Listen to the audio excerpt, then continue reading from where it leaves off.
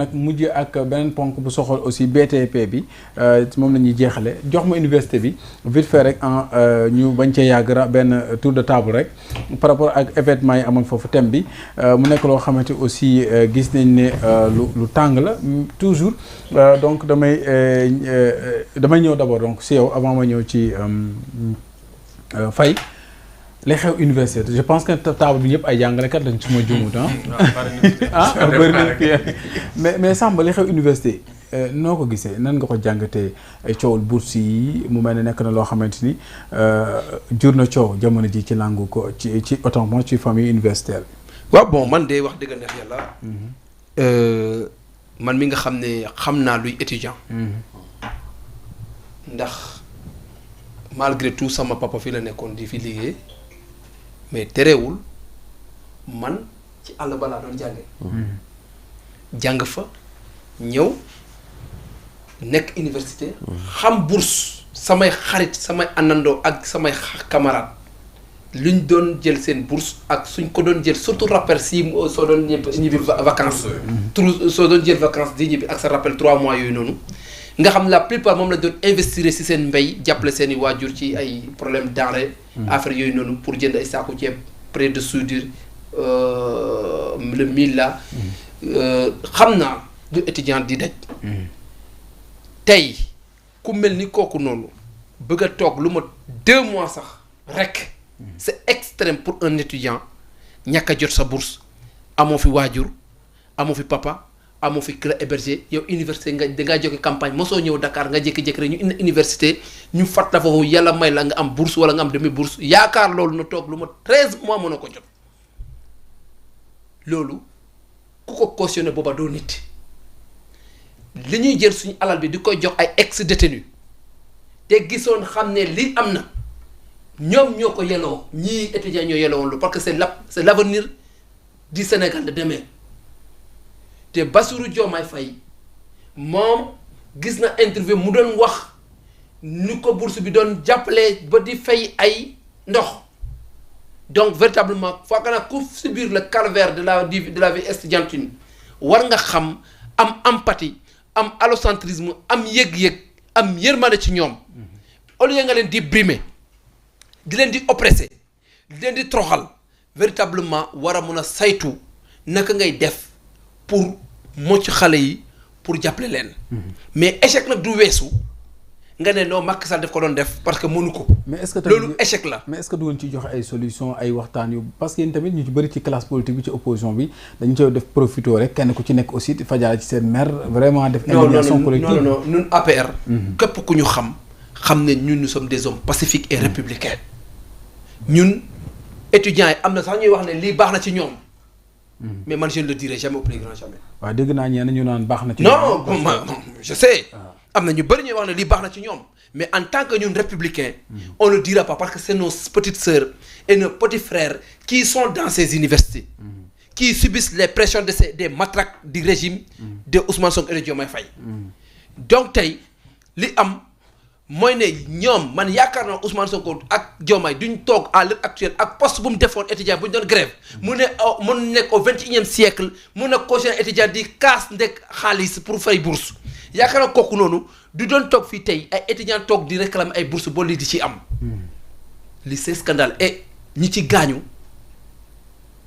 ëpp na la centaine donc loolu véritablement nekk na loo xamante ne képp ku ko ñaawlu rek véritablement booba yow sa fibre. kon yéen jamono yi fi nekk xeex bi di am ñu ci bëri de ci ba am sax bàkkan ci wat yéen boobu tamit doon ngeen ko ñaawlu. nu ma xam ne yoo xam nga ma. au moins man nu ma doon ñaawloo. lu doon xew ci université yi. mosuma changé ñoota. parce que waaye takk der yi fa dugg leen mu am si seen nguur it doon nañ fa dugg waaw. non waaye oto yi. mosu ñoo franchise universitaire yi dañu commencé à respecter. dañ ko mos a oto yi mosuñoo dugg ci biir mais cette fois ci oto yi dañoo dugg ci biir campus bi. am na solo. li problème bi nag. mooy ne. ñoom seen 13 mois. ngir yàlla wa rasul. nañ jàppale xale yi jox leen seen xaalis. mu jeex te nag buñ defaat wax la loo xamante duñ ko honoré. am na solo macha allah. gor ca wax ja. gor ca wax ja yéen tamit gor ca wax ja vraiment est-ce que vraiment xaaroon ngeen lii ci seen nguur que lu mel ni am université parce que quelques jours yu intense au niveau de l'université xeex bu métti ba way takk der yi ñu def benn réquisition ñu dugg fa ginnaaw bi am na communiqué bu génn nañ leen ci càkkuteefu sax étudiants yi la bokkoon waxtaan ñu ngi doon wéy ma ba léegi daanaka njaw mi ñu ci dese na xambin donte akal mi dal am na ban taxawaay ngeen ci nar a am vraiment pour que plus jamais ça ñu war a mën a aussi nekk ci yeneen anam. xanaa ma def rek benn rappel historique tuuti. parce que nee na ku def université war nga xam njëriñu bourse. man dama def université. dama amoon bourse. looloo tax kon donc mën naa tontu ci lii muy wax nii. li tax ma ne nañ ci def rapport historique mooy lii du guleet char de combat dugg na biir université. parce que man j'étais un coordonnateur de l'union des étudiants de Dakar temps ñoom Jatara man ak Jatara ñu jóge Yankoba Jatara ñu jóge rectorat guddi di ñib si biir campus dajeeg char de combat yi faar yi ci biir université bi ce n'est pas la première fois. Et j'ai pas dit aussi c'est la première fois. Donc je te le rappelle. J'ai pas dit ça. beneen bi ma def sur la politique universitaire xam nga université ñun bañ fa nekkee benn bourse moo doon am pour tout le second cycle benn bourse soo dëggoon ne kii dafay def thèse sax da ngay tiit parce que nit du fa doon yegg ñun da nga doon inscrire am sa carte mu ànd ak chambre ànd ak bourse tout automatiquement. codification da ngay am codification carte bi génn nga am sa chambre am sa bourse lépp ci carte bi nga koy gis. ñu jox la say dara nga dugg sa néeg yow kese soo bëggee añ sax su la neexee nga woote restaurant ñëw. alors ñu dem jamono ñu ne nañu def une amélioration de l'accès dans les universités ñu ubbi vannes yi universités yëpp avec la création de nouvelles filières universitaires la création de nouvelles universités li ñuy wax CUR centre universitaire régional ñu ubbi xale yi ku am moyenne 9 sax am bac yooyu yëpp accumulé wu. universités yi fees dell. 9 mu am bac. déglu rek 9 qui passe au second tour. Le bac maintenant est au rabais. Tout le monde est à l'université. mais nguur gi fi jaar dafa ay jéego ba créer ay ISEP ak yu ni mel Abdoulaye Wade. loolu nag moo indi problème bi loolu laay wax massification bi gis nga bi ñu ubbee massification muy deuxième phase bi xam nga bu njëkk dafa tuuti woon. ñu def massification ubbi mu bari. léegi nag dañu waroon jaar ci beneen troisième phase muy qualité. ñu tëjaat nag pour jàngal ñiy jàng bu wër jàng bu am solo mais defuñu ko ñu continuer Ablaye Wade ak Macky Sall continuer ubbi université yi créer ay universités yoo xam ne ay espèces université la et ku ñëw am bourse université bi 100 000 étudiants yi presque 80% yëpp am nañu ay bourse wala aide sociale ci problème mu université problème mu 2021 yi ñu tëj 7 mois université yi xoolal 80% de 100 000 étudiants nga tëj 7 mois kenn fayeekuwul bourse fais-moi le calcul est-ce que loolu c'est soutenable dans un état normal. fay nañ ko de. déglu rek. fay nañ ko. fayuñu ko. 13 mois yi ci yéen la commencé sax waaye bourse yëpp fay nañ ko. dañoo yokk seen bourse sax nag. déglu rek yokk ba sax déglu rek maa ngi ñëw. dañ koy yokk. xam nga 35 000 la woon ñu yokk ko à 40 000 wàññi bu ticket bi. loolu moo gën a yokkaat problème bi nag. loolu yokk problème parce que yéen da ngeen am vision. yéen tamit est-ce que yokkaat da ngeen ñàkk vision rek. non du supprimer bourse waxuñu supprimer bourse. ah non ñenn si yéen. dama ne seen i député ñoo koy défendre kat. non xam nga aussi il faut faire très attention. xam nga waxu député bu wax. loolu ce n'est pas une politique sectorielle. xam nga ñun dañu liggéey si xam-xam lan laa lay rappelé waat. Les universités, il y a des politiques sectorielles pour l'enseignement supérieur. Ça, c'est évident. Et je salue le professeur Daoudongom qui tient le ministère présentement. Donc, c'est comme on a une politique sectorielle. Il y a une politique sectorielle qui identifier les problèmes, les solutions. Man, je vais renvoyer ci lettre de politique sectorielle. Là, nous faisons monsieur Faye, l'idée de l'outar mais ne me dis pas un député individuel pour dire que nous bourse. Mais ce n'est pas possible. On ne peut pas raisonner comme ça dans un état normal. On l'a dit 2 fois. Mais 40 000 fois, ça ne s'inscrit pas dans la lettre de politique sectorielle du ministère de l'Enseignement supérieur. Ça ne peut pas s'appliquer. Non, quoi, ñoom ñoo ko xam ñoom ñu ko waaw wax. loolu moo tax ma ne léegi la loolu rappelé léegi nan lañ war a mën a def ba lii vraiment. loolu nag lay ñëw waaw, man nag waaw, ma joxe waaw. man. loolu sama point de vue la. waaw. pour ñu dindi lii. mooy nag ñu revenir à la qualité te bàyyi massification bi. cela veut dire quoi. ñu seggaat maanaam ñu seggaat. cela veut dire quoi. dañuy wax ñan ñooy dem université. parce que loo gis dafa war a am critère. ñan ñooy dem université. ak ñan ñooy dem feneen. à partir de la 3e nañu orienté ñi nga xam ne dañu am profil enseignement technique ñu defi formation professionnelle. suñ defee formation professionnelle à partir de la 3e danañu retirer ci flux bi waroon dem université danañ ci retirer une grande partie ñooñu jàdd defi loolu.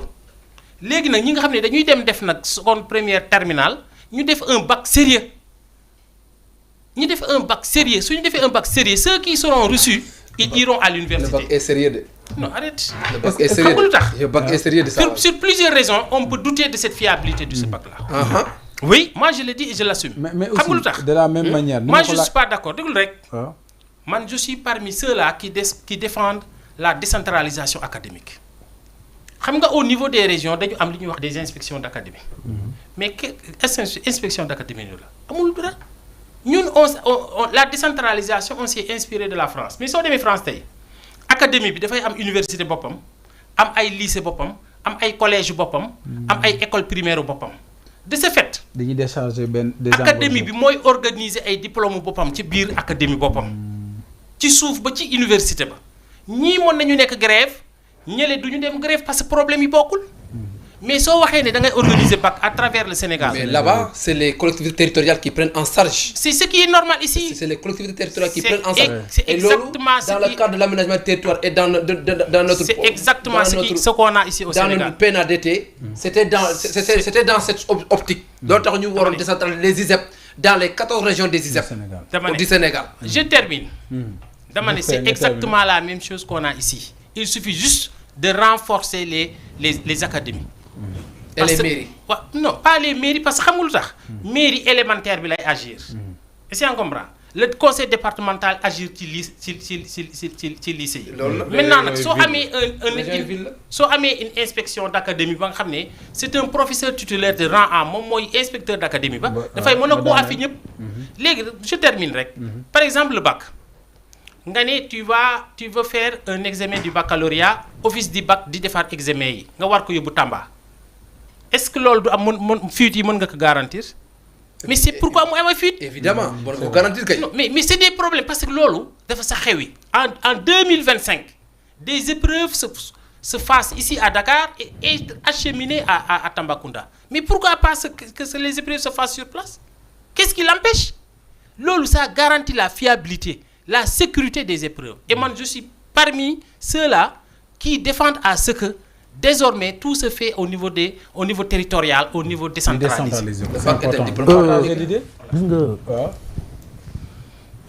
Depuis indépendance, ci politique universitaire bi, gouvernement yi fi jaar prior dañ ci échoué.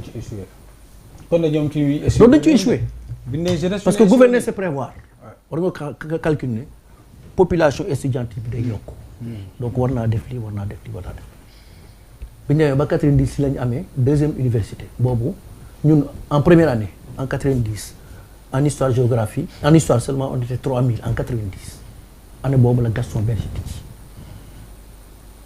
donc fay li mu wax c'est vrai tey xam naa entrée en sixième mais à part muy BFM bi muy bac bi damay tase ak samay anciens élèves parce que ñun dañoo wax première année deuxième année licence maîtrise damay laaj foo nekk ñu mënuma licence 2 foo nekk master foo nekk nii élèves yi moyen bac bi da ngay ñëw effectivement da ngay gis élèves yoo xam ne en classe dañuy am moyenne 8 9 en classe composition dem examen muy premier tour muy deuxième tour mu jàll amuñu woon niveau dem université da ngay jékki-jékki rek foo nekk ñu ne ñaa ngi master ma ni c'est pas possible gars yi war nañ ko xoolaat mais c'est vrai xam naa li ma wax nga dem université nag saa man après comprendre ma seen année parce que damay laaj ñu ne ma ñu dem ba mois d'octobre wala kii ñu naan non ñu ngi soog a commencé j'ai pas compris kii naan année bi commencé gul suñu année suñu cours yi commencé gul parce que ñiy def première année chevauchement boobu indi ak fermeture campus indi d'énormes problème mais dafa am fu muy toll foo xam ni gouvernement il faut muy wax population bi li am ak li man ak li ñu mënul xam mooy lan man dama dégg bi ñu commencé booy embrasé di ñu def sorti ñu ne dañuy fay bourse yi ma ne donc kon c'est réglé ba ma xëyee ñun war a am rappel continuer di grève ñu ne non trousseau yi bon nouveau étudiants yi la ñu fay tout le monde sait que ñun bi ñuy ñëw université dañ lay fay 3 mois ak trousseau yi ñun boo dee amoon demi bourse parce que demi bourse à l'époque c'était 13 000 francs ñu boole ci trousseau yi tu te retrouves ak 77 000 mais 77 000 day mel ni ay millions donc bourse bi am na fu muy féeti étudiant bi muy yéen ngeen na campagne bi muy ñun aussi ci ville bi muy dem di avancer population étudiante bi yokku bourse bi di yokku mais il fallait s'attendre à ça léegi nag le problème qui se pose mooy il faut ñu xoolaat organisation bac bi tellement de tricherie da ngay gis booy yi tricherie organisé ñu jàll ñu amul niveau j'en sais quelque chose BFM bi aussi c'est la même chose il faut que ça soit sélectif non dama lay wax rek jëlal micro-trottoir de déclaration incendiaire, je ne suis pas d'accord. non duggal université nga def micro-trottoir nga poser leen des questions en français wallahi c'est extraordinaire. Je ne suis pas d'accord. ñooñu est-ce que am na non je dis non dama ni waxuma mais dama ni Non, je ne fais pas de la politique. c'est le premier diplôme le bac c'est le premier diplôme universitaire donc képp ku fay dugg da nga war a am au moins niveau bi mais am na ñoo xam ne ay étudiants amuñu niveau. Vous êtes en train d'entacher les correcteurs du bac.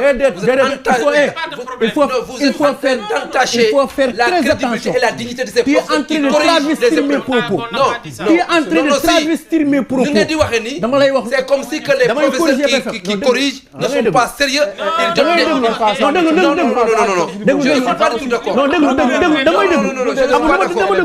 Je ne suis pas d'accord. Tu es en train de travestir mes propos dama ni Je ne suis pas d'accord. dama ni dañuy war a dañu war a xoolaat naka la ñuy organiser BFM bi ak bac bi parce que da ngay nekk dans une classe un élève se retrouve avec une moyenne de 8 en classe en composition mu dem examen am ay 8 et quelques 9 ñu dem parce que am na repêchage mu dem lijjanti dañuy wax ne damay lijjanti au nom de Dieu waxuma correction yi parce que correction yi am na ay temps sax dañoo imposer woon double correction mais diniwaat nañ ko après ñu jàll en masse da ngay am élèves yoo xam ne da lay wóor di kii da ngay nekk classe les élèves yow kii sa niveau bi jàllu BFM mais day jàll donc waxuma correcteur mais dañ ñi dañ ko war a xoolaat BFM bi muy bac dañ ko war a xoolaat am na solo yow moom di nga ci wax bu baax ah waaw mais aussi il faut nga ñëwaat ci lenteur administrative yi mi ngi ko souligner sànq par rapport ak quantum horaire bi nga xam léegi le calendrier est perturbé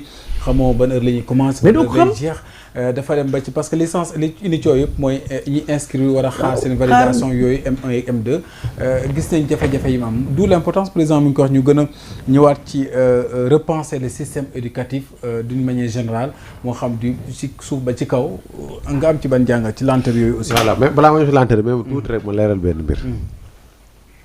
épreuve élève wutu ko élève defaru ko su dee kee ne fuite am na bu si jotee dañ ko koo jox élève defarul épreuve élève corrigé wul copie corrigé wul dara ay critères lañ def nga boo ñëwee au niveau de l'élémentaire ay Ablaye dañu doon fàttaliku ko waa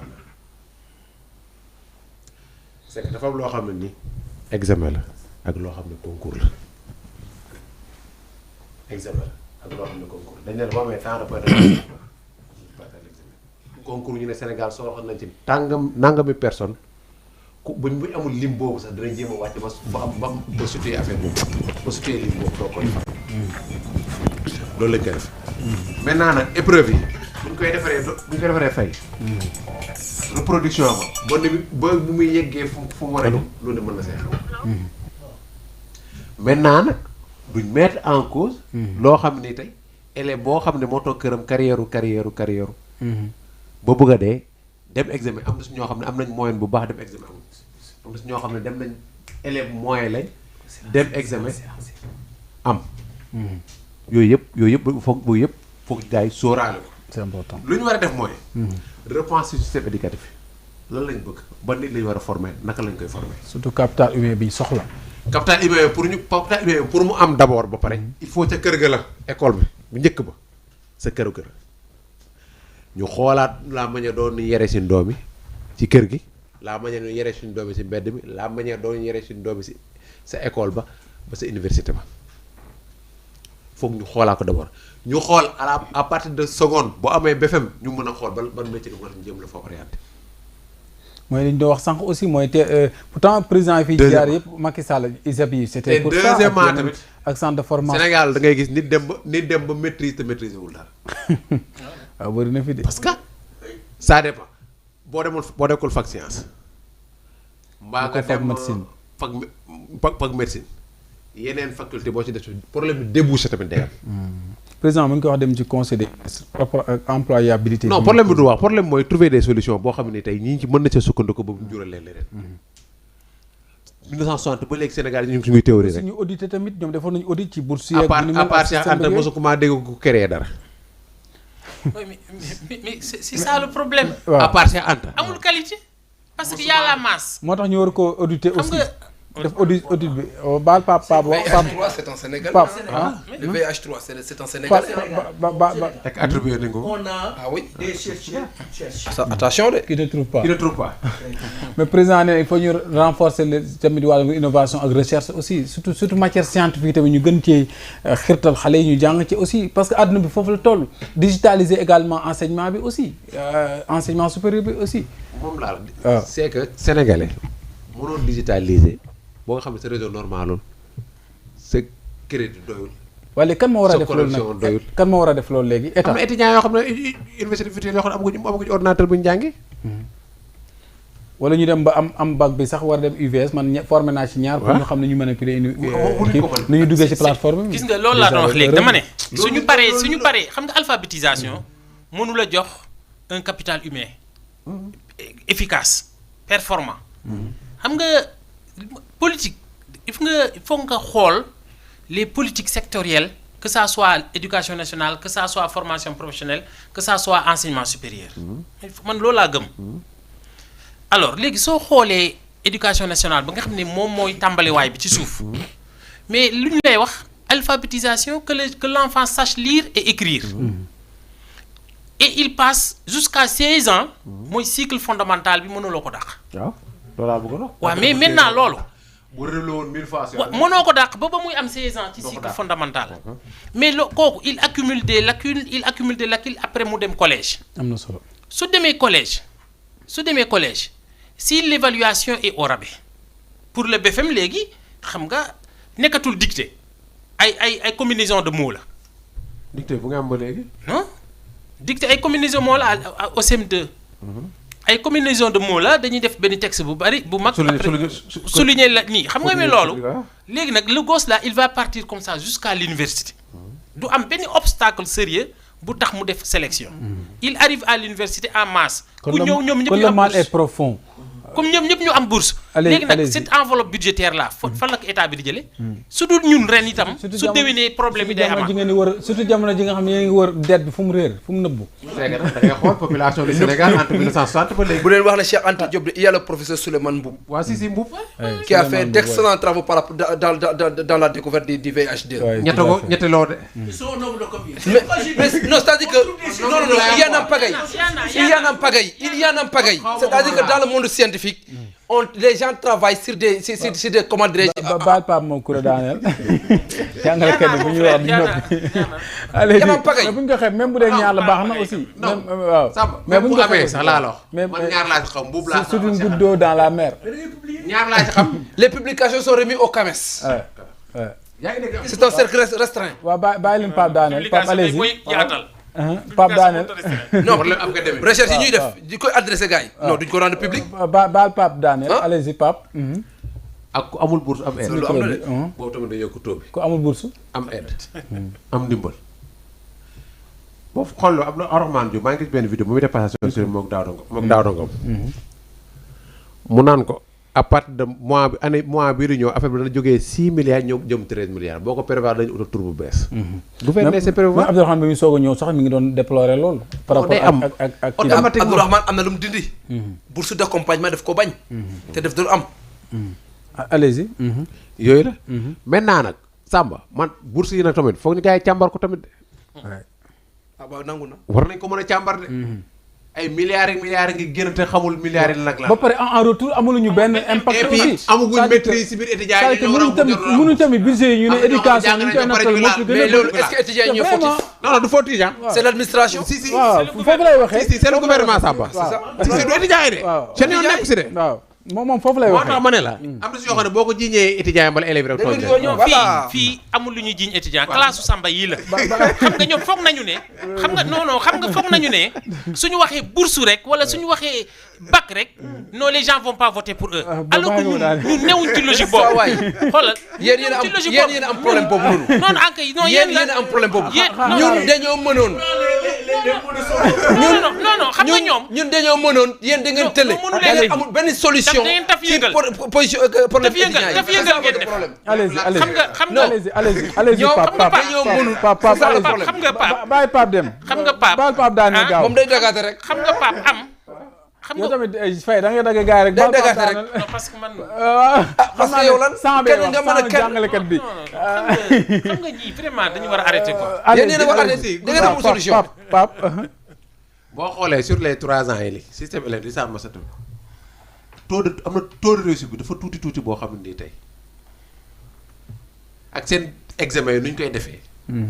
da ngay gis da ngay inscrire di tijji sax ngay mottali benn année boo xam ne jeexagul. crédit soit ñu xool nu ñu koy doxalee. fay crédit.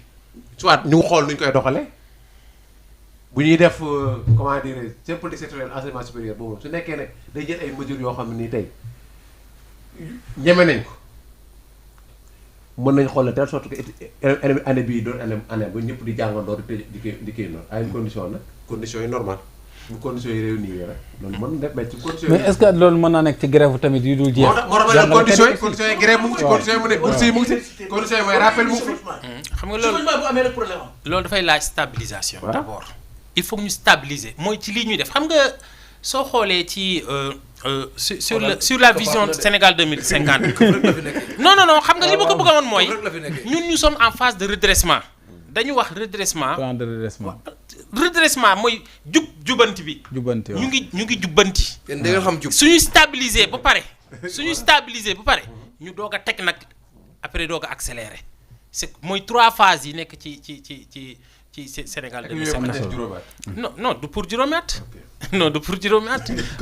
justement léegi nag suñu stabiliser problème université yi d'abord xam nga si la ñu nekk mënoon nañu wax si leneen mais c'est comme ci université yi lañu nekk. danañu stabiliser bourse yi danañu stabiliser accès ci université yi. stabiliser calendrier universitaire bi.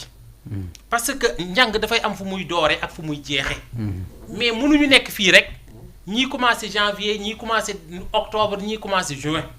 ñun on va vers une stabilisation du calendrier universitaire une stabilisation de l'accès à l'université une stabilisation des bourses. léegi accès boobu la bëgg expliquer accès à l'université. mooy li ma la doon wax nii léegi. am na ñoo xam daa waruñoo dem université. non du question xam nga soo seetloo sur la législation universitaire le bac donne droit automatiquement à l'université. loolu c'est une politique de massification. parce que université dafa am jubluwaay recherche formation professionnelle c'est l'employabilité directe. maintenant nag quelqu'un qui n'a pas le niveau de faire la recherche mais qu'est-ce qu'il va faire à l'université? mais qu'est-ce qui te prouve qu'il n'a pas le niveau? non parce qu'il est évalué qu'il a le bac. non parce qu'il est évalué. il a le bac. non il est évalué il a le bac. dama ne il faut l'évaluer. bac bàyyi li ngay wax. non déglul ma. Faye dama ne bac bi. baax na dafa war a doon merci Faye. bac bi dafa war a doon une évaluation permettant de savoir ñan ñoo am. c'est pourquoi ils sont orientés à base de ça. allez yow tu as été orienté à base de ça. avant ngay am bac ngay may am ko niveau. Pape Daane waaw Pape Daane waaw. l'université ne reconnaît du. micro bi Pape. ma ne université. reconnaître les meilleurs élèves. am na si ñoo xam ne tey seen course yëpp premier lañ ba dem université dañoo am problème. mun na am bëri na sax orientation micro bi Pape micro bi. problème bi orientation la. da ngay mën lii nga dem ñu orienté la fee baa nga ñaan fee ñu orienté la loolu fee. c'est pas normal. loolu moo am nag loolu mooy indi taux d'échec buy bëri ni. parce que on travaille en fonction des crédits. am na solo. loolu la. on travaille en fonction des crédits les critères d'orientation des étudiants c'est en fonction des crédits. ñu naan la man fii lañ ma orienté waaye bëgguma foofu fii laa bëgg. waaw fac médecine cumul la. du soo amul cumul boobu mënoo faa yu il dugg. faut ñu stabiliser quand même. am na solo xam nga tu m'as interpellé tu m'as posé une question. waaw xam nga orientation mais Faye tamit nag débat bi du dafa ma interpellé. Pastef la de. il faut les comprendre. dafa ma interpellé. waaw non interpellé moom dafay wax ay waxam. il n'a pas interpellé. orientation inadaptée. waaw loolu tamit foog ñu xoolaat ko. Samba da ngay ñaan fe ñu yóbbul fa la foo xam ne bëggoo ko. amul ñaan. parce que tu fais des choix. non c'est des choix. choix bi lan la. cycle yëpp man foofu laa d'accord c'est-à-dire que tey jii donc ñu et puis choix yu lay proposé sax moo bëri de telle sorte que. ñu color ci chapitre yi c'est-à-dire que tey jii dafa bëri. dañu bëgg ñu avancer li ñu desee bëreetul et demi la ñu war a jeexal il nous reste parce que 19-15 minutes oui ma c'est-à-dire que waaw daane la foofu temps secondes en commission d'orientation. xam nga li ñuy wax nit ñi di ñu déglu. il faut qu'au moins ñu bàyyi nit ñi jàpp. allez-y moi je siégeais en commission d'orientation. nekkul ku nekk dañ lay orienter fi nga bëgg. mais yow note yi nga am ci sa relevé bi. moom moo lay orienter en vérité. c'est ça. waaw ñoom ils se fondent ils se basent d'accord nañ ci loolu. léegi nag yow su nekkee da nga am 4 philo. ci micro bi. su nekkee da nga am 4 philo. am 7 français. mais mënuñ la yóbbu lettres modernes mënuñ la yóbbu droit mënuñ la yóbbu philosophie. su nekkee nag fekk def yow amuloo moyenne en PC en maths mais tu es difficilement orientable. léegi nag xale boobu moo am problème mu orientabilité moom.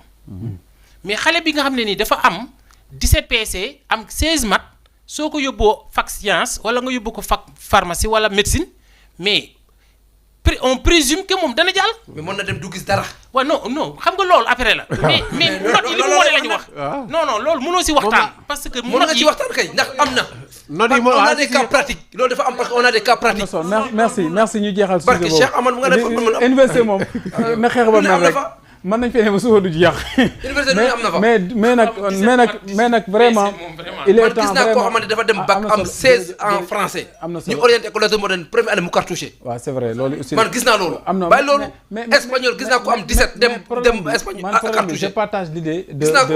de Dian de Moustapha de professeur. bëri na sax waay li ngay wax ni ça ne tient pas de. waaw bàyyi leen ma ma wax boog man ci émission bi laa bokk de ci émission bi laa bokk bàyyi ma wax am na solo.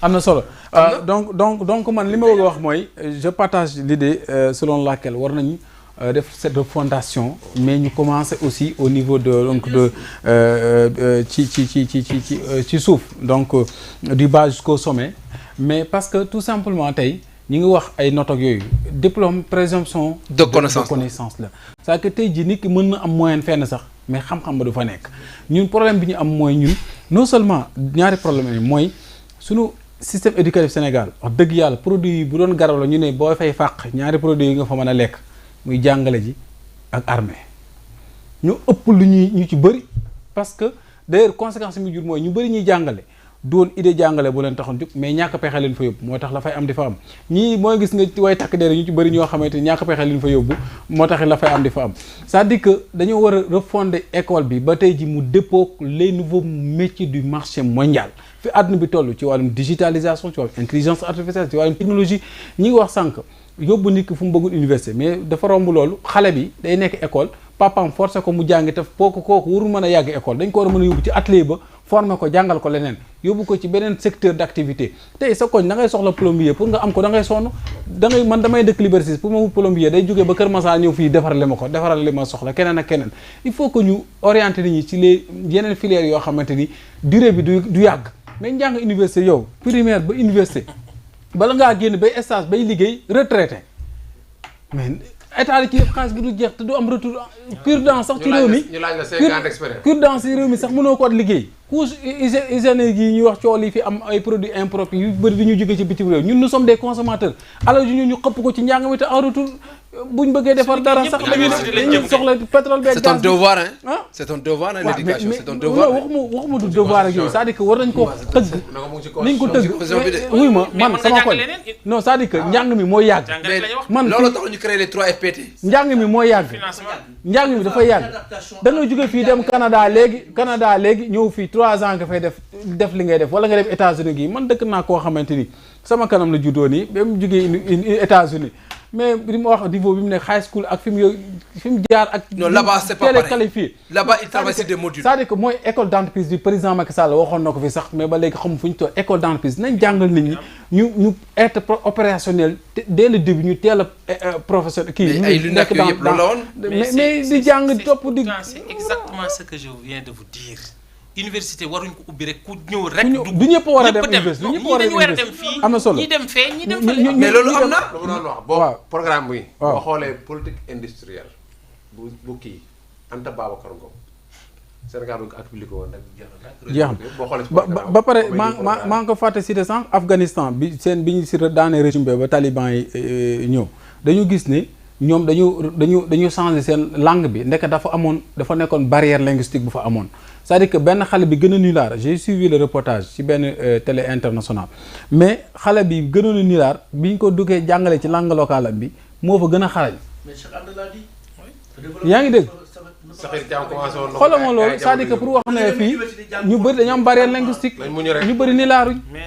diplôme bi soxla mooy Sénégal fii tant que gàddu mais là aussi c'est un problème. les Sénégalais. là aussi c'est un problème. c'est les Sénégalais qui ne peuvent pas être déglu rek. non xam nga le problème réforme moom fay courage la laaj.